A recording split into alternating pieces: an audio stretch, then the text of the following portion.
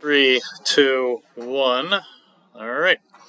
All right, so let's continue our conversation of measurable things by introducing open and closed sets to the party, hence the Borel out in front here. Okay. All right, so let's recall what measurable sets entail. You need just a collection of sets with set theoretic properties. So a sigma algebra is a collection of sets that contains the whole set you're interested in, is closed under complementation, and is closed under countable unions. And again, we noted sort of the analogy between these things and open sets in the first place, but kind of noting that open sets, open subsets of the real line have a very explicit definition for them. And we're going to go a little bit more abstract here with our approach to measurability and integration, and rather go with, well, really you just need some set theoretic stuff as your starting point, and then we can hone in on some more specific stuff as we go forward. All right. So let's start off by pointing out that sigma algebras exist in profusion, to quote my boy Walter Rudin, because if you've got any collection of subsets, there is a sigma algebra that contains them and is the smallest possible one. All right, now how are we going to do that? Well, the first thing that we'll note is that the set X itself, its power set, counts as a sigma algebra because it trivially satisfies all these requirements. But if you take the collection of all possible sigma algebras that contain your sets, well, we can create the intersection, find the commonality. And this is a move we've already pulled. We pulled this way back earlier in the semester when we were trying to isolate the natural numbers by pointing out that, well, the natural numbers have the succession property. All right, you have one, and you can always go one step forward. Well, those sets exist within the reals, so find the smallest one. And so we're pulling a similar thing here. And as I mentioned when we talked about that, this is broadly in this world of things called Moore closures, where you've got a set that you're after, and you just intersect yourself down. All right, well, the only thing to prove here is that this is, in fact, a sigma algebra itself, and that means we got three things we got to do. All right, so first of all, the whole set is present in any sigma algebra, so it would then be present in the intersection of all possible sigma algebras containing the sets F. Given anything that is in this intersection, well, then it's in all of them, and each one of these is a sigma algebra, which means its complement is in it, and so then the complement must be in all of them. So this set is closed under complementation, and then a similar argument applies for the countable union. Hey, there, super easy. Right, so now we know that sigma algebras are just all over the place. Pick any random collection of sets that you want, and there's a sigma algebra that contains them. All right, right. So as we noted, we were going abstract with a framework here to build our way up to integration in a more powerful, more robust way than the Riemann integral affords. And here we see that you can do this with anything, essentially, which is pretty crazy.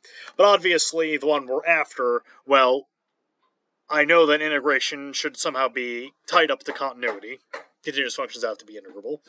So I probably want open sets to be behaving, and so then, well, we know that if you've got a collection set, there is a smallest sigma algebra that contains them, and so naturally then what we'll go after is what's called the Borel sigma algebra, which is the small sigma algebra containing the relatively open sets in X. So in other words, the sets that look like X intersected with a proper open subset of the real line. All right, so here's an explicit example now, right? So in fact, if you let X be the reals, then there is a sigma algebra containing all of the open sets. That's sort of like the Borel sigma algebra. All right, and naturally, since we're in a sigma algebra, we call these things measurable. All right, and one thing I want to point out right away is that if you have the open sets, you also have the closed sets. And Bennett is playing with toys in the background. I don't know if you can hear the noise, but it's there. Anyway, so if you've got the open sets, you must have the closed sets, and this one is super easy. We know that you're closed not only under complementation, but sort of this relative complementation, right? This is an open set because F is closed, and that must be in the Borel sets by definition. And hey, we know that I can complement this part here and keep yourself within the sigma algebra. And there you go. And as a super cool byproduct of this, we find that every countable set is, in fact, Borel measurable. So if you have some countable subset of your set X, which itself might be uncountable, countable sets will still always count as Borel measurable. And this is super easy because we just demonstrated that intersecting with a closed set would give you Borel measurability, and a single point is Borel measurable, right? Because, hey, it's a closed interval. Hey, there you go. And that's a countable union of measurable things, and thus is measurable. Hey, pretty cool. All right, there we go. Now, naturally, now that we have this notion of Borel measurability for sets, we want to then bring in Borel measurable functions, and we've already went for a very detailed rundown of what measurable functions are and how they behave.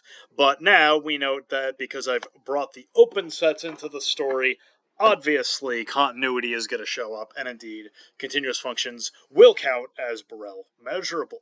Great. That's great news, right? Because again, this is all leading up to a robust theory of integration, and we already know certain things that have to work with integration, so we know they're going to have to bring continuous functions to the party, and here we say how that's done. And note this is just immediate, right? Continuous functions, the inverse image of an open set is open relative to the set, meaning that it's precisely the things we count as Borel measurable. The sigma algebra, the smallest one containing these sets, is the Borel sigma algebra, and so these are already in there. So the inverse image of an open set is measurable, so you're a measurable function by its definition. All right, good stuff. Sweet. All right, now while we're also here, let's let our mind float back to the very beginning of the course, and we pointed out that there is a pretty pesky function when it comes to integration. That's the Dirichlet function. Well, guess who's Borel measurable? There we go. Beauty.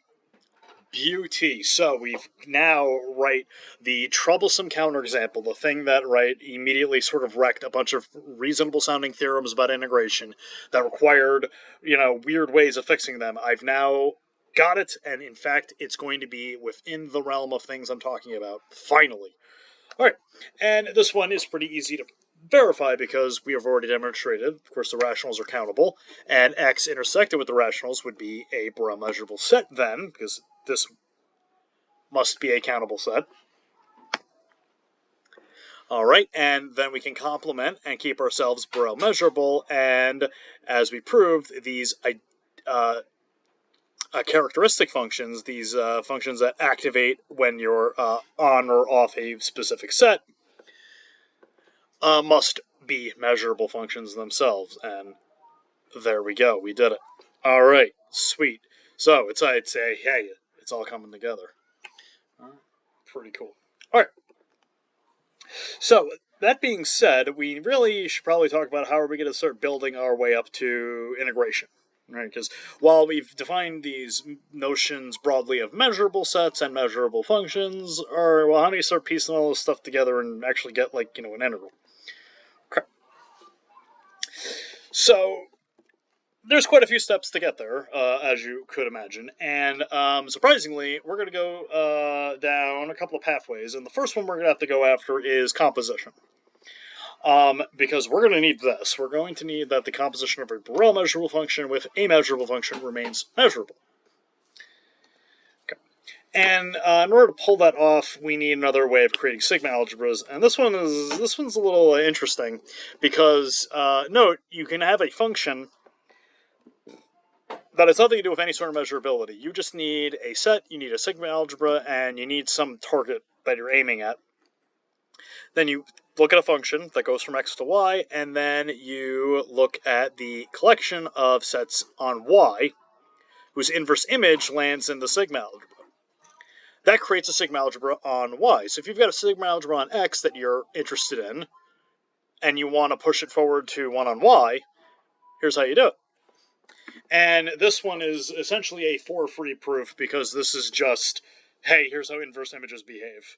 As we pointed out when we talked about functions, inverse images, generally speaking, interact nicely with the set theoretic constructs. So, there we go. Good stuff. All right. Now, equipped with this, we have the tools we need to prove that something that might have been scratching at your head, may have been bothering you, was the way we define measurability was the inverse image of an open set gave you a measurable one. Right, well, what about the inverse image of a measurable set? Shouldn't that be measurable? And the answer turns out to be, well, under certain circumstances, the answer is yes. And the certain circumstances, this sort of very technical result here, where we've got a set X, we have a sigma algebra on it, we've got some set of the real line. You take a Borel subset of this, so note E belongs to the Borel sigma algebra of Y, and then you take a measurable function defined on X, whose range keeps you contained in Y. Then, when you inverse image the Borel sets, you end up with a measurable set. Which, right, this is like that gymnastics meme. The top is like a inverse image of an open set. It's just open, right? And here's inverse image of a measurable set. It's you just need all this junk to get it to work. And as you can see in the proof here, it works. But it requires a few moves. So the first one is to note that we just talked about how to create a sigma algebra. If you have a function that's mapping from a set to another one, which this one is mapping into Y. All right, well, if I look at the things that when you pull them back from Y, you land in the sigma algebra M here, that creates a sigma algebra on Y, and furthermore note, if I take an open set, our hypothesis here, because our function is measurable, when I pull that back, it's got to be measurable. And now, note, of course, since the range is contained in Y, if I pull back U, it's the same thing as pulling back Y intersected with U, right? Because the function can't reach beyond Y, so if I try pulling back U, it's the same thing as pulling back U intersected with Y. And note here that Y intersected with U then would land in this set that we created, and hey, it's a sigma algebra, and now this sigma algebra contains all of the sets intersected with open sets, so it's got to contain the Borel sigma algebra being the smallest one that contains all of these things, which means that E, our original Borel measurable set here, by definition, oh, I shouldn't have used E here for these.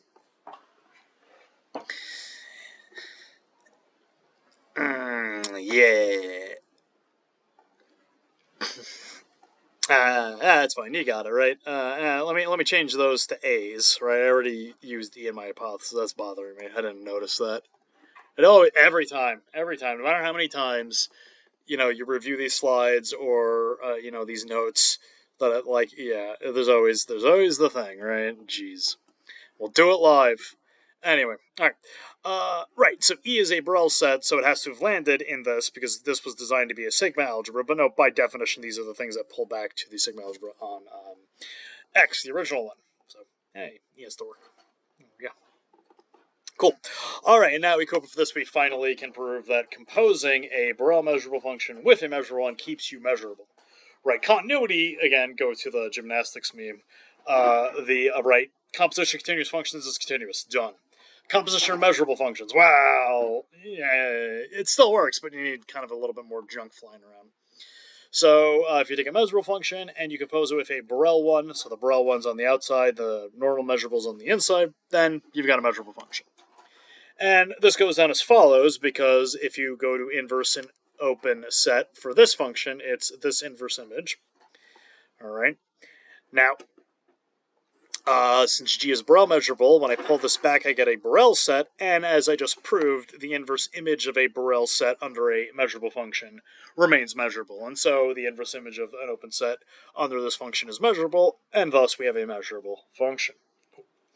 Alright, so like I said, we needed this little lemma here, proving that composition of measurability carries across, because this is going to really help us grease the wheel for getting integration off the ground. Finally, I promise we're going to get there. All right. Now, how are we going to get there? Well, we're going to use a idea that we already had. Right, for all of the hay and the hullabaloo that gets made out by Lebesgue's theory of integration, I mean, honestly, he really doesn't do anything different. He just comes up with a clever way of approaching it. Because the backbone of all of the work that he came up with was this idea of a simple function, which is a function whose range is finite. Alright, and at first glance you might go, well, alright. What's so interesting about that? Well, let's note something about this. If I were to plot out a simple function, one way of doing it is something like this. Hey, here is a function, right? It's got finite output. There's 1, 2, 3, 4, 5, 6 outputs, and note they're constant on these 6 sets that I cut up. And man, that looks a lot like something I've seen before involving integration. Indeed. So one thing to keep in mind when you hear simple function is a Riemann sum. But note, it's not like the sum itself. It's not the value of this area. Rather, we're going to focus on the function itself. Now note that this one is a simple function because the range is finite, and the sets associated to those ranges here are nice intervals. It's possible they're not. So in fact, for any simple function, its range is finite, so you can list out the values. And for each one of those values, you can create these disjoint sets for them. And note now, that means that my domain can be written as the union of these things, because there's only finitely many outputs, so right, one of these things lands in one of these sets, and these are distinct, so these have to be disjoint. And furthermore, now note the simple function actually has to be this linear combination of these indicator functions. Ooh.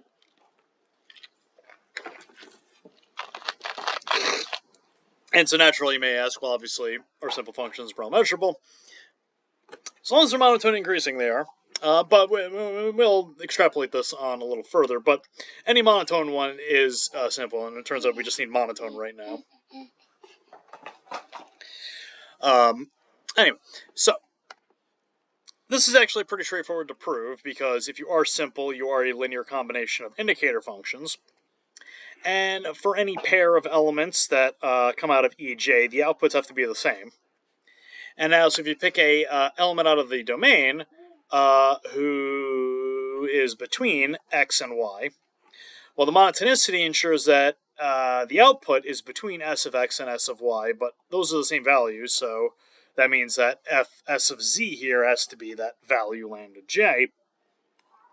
And thus that means that z would have to belong to EJ. So in other words, EJ has to be the set X intersected with some interval of some kind, whether it's an open or a closed or array, it's something. And note that all of those things are going to have to be Borel measurable, because the Borel sets contain the open and the closed, and complements and countable intersections, which means any interval is going to show up. And hey, each one of these are Borel measurable, which means the indicator functions are Borel measurable functions, and scaling and adding Borel measurable functions will keep you nice and measurable, so we're good. All right, cool. All right, and now for kind of the big thing here, there is a monotone increasing sequence of Borel measurable simple functions that converge pointwise to the identity.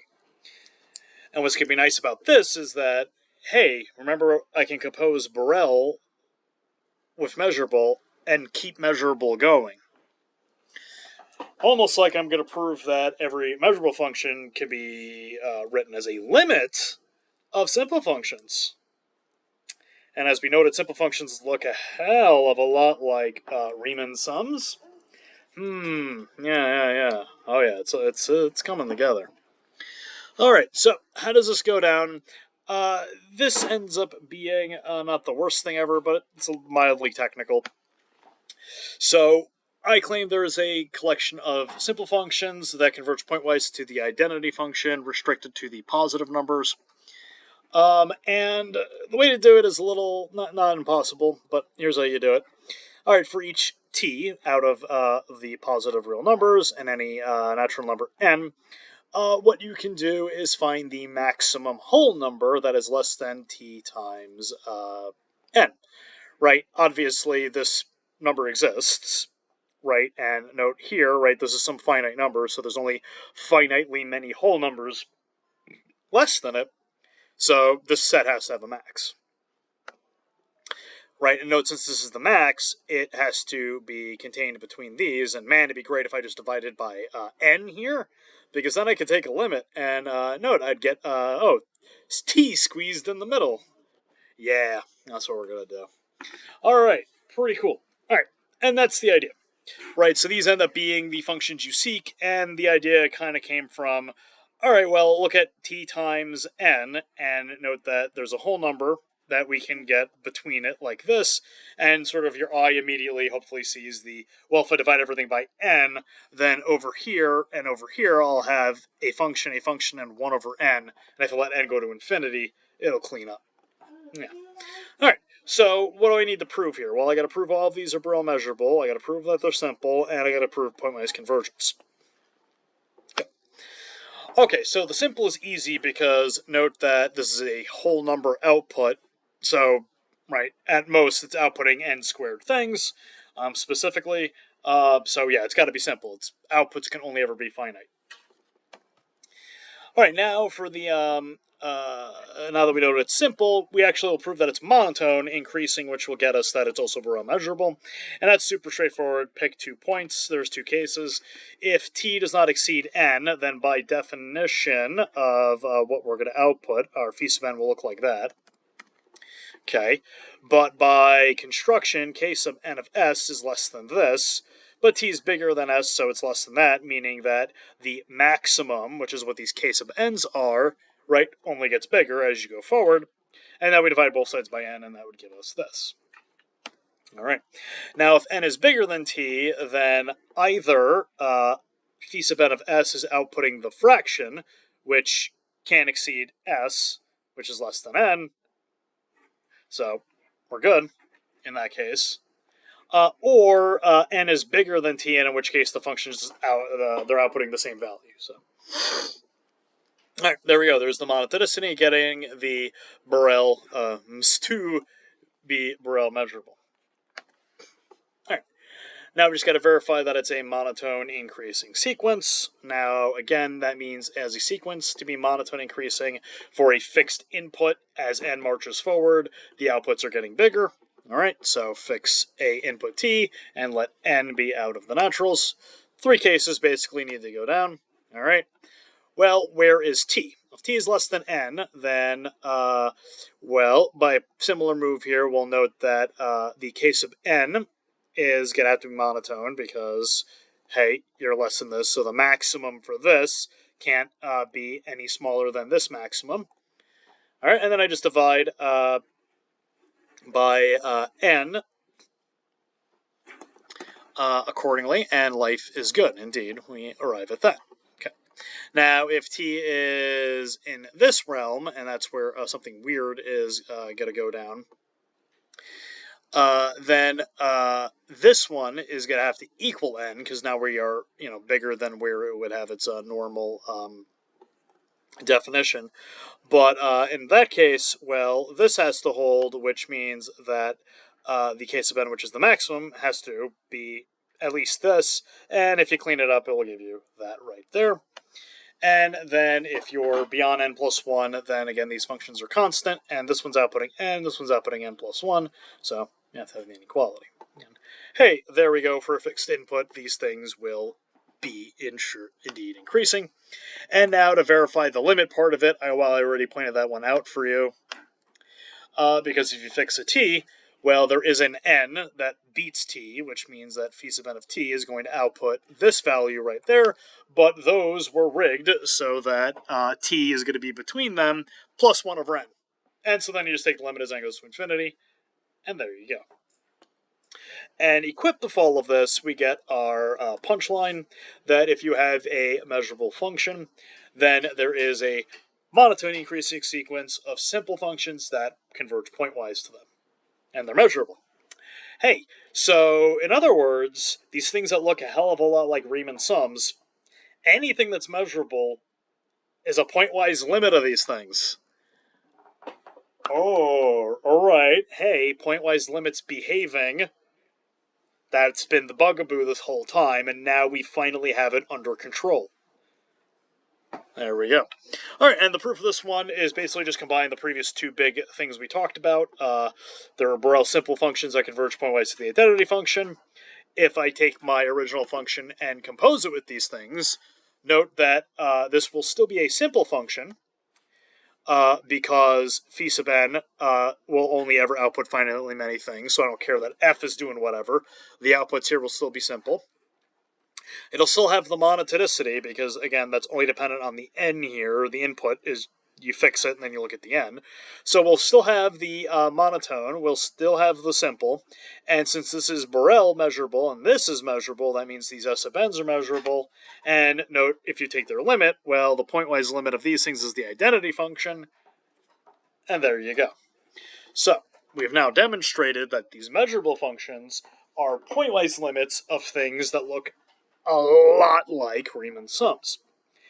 Now, the only catch here, of course, with simple functions is that in our example, well, the E sub j's were all nice intervals, but they don't have to be intervals. They could be, Borel measurable sets, which could be all sorts of wacky things, right? We've even seen closed sets that are pretty bonkers. We talked about the Cantor set a while ago.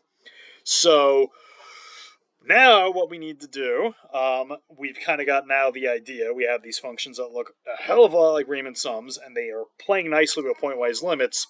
We now are going to need, okay, what happens when my E sub j's aren't behaving nicely? Well, I would need a number, right? If it's an interval, there's an obvious width we can use, but I'm going to need a number otherwise, and that leads us to the notion of measures, which we'll talk about next time.